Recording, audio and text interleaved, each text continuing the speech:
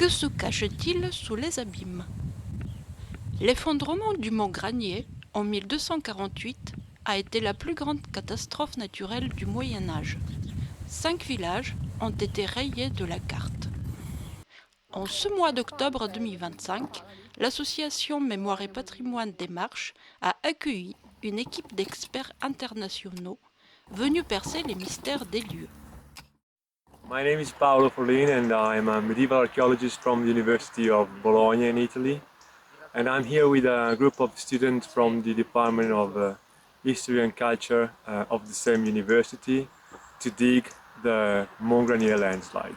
So this fieldwork is part of a larger project which focuses on the archaeology of medieval disasters.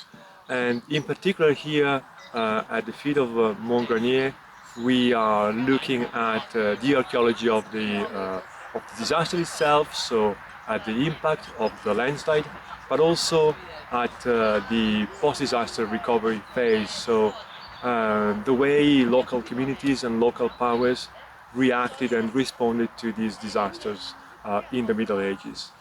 We have opened 4 trenches this year to better understand and better characterize the landslide deposit in this area.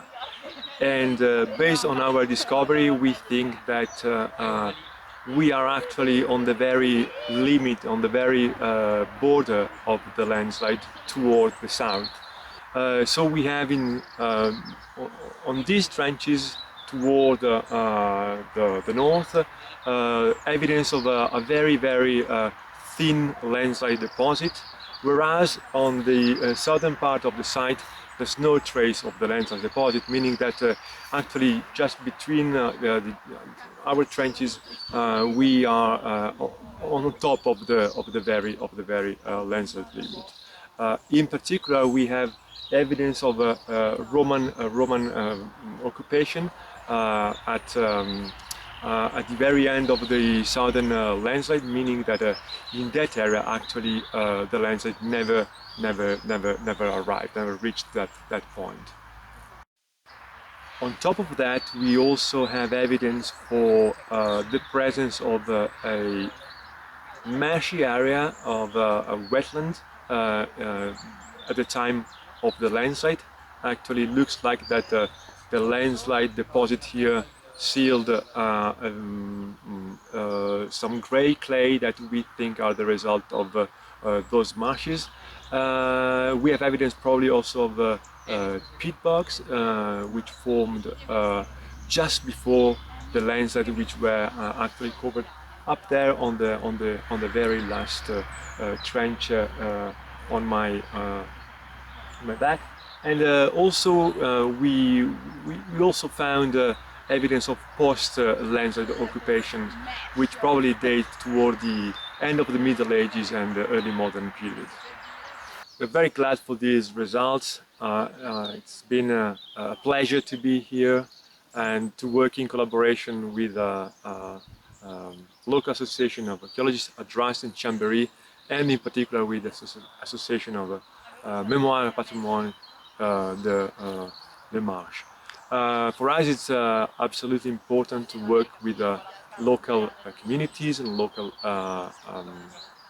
actors in order to disseminate also the outcome of our work.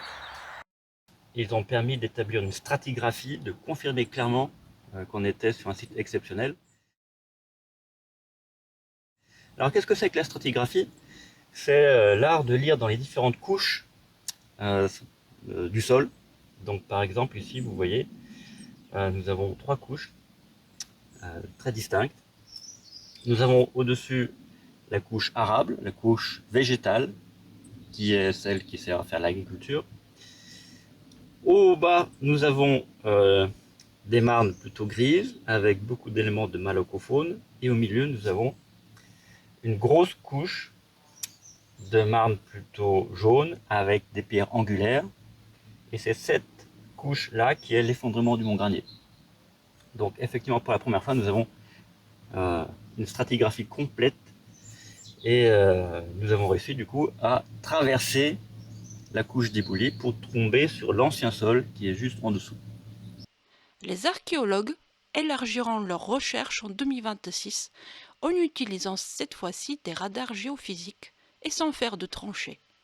Les propriétaires de murs, des marches, de mions, souhaitant participer à ce programme, sont invités à contacter Ghislain Garlati, le président de l'association.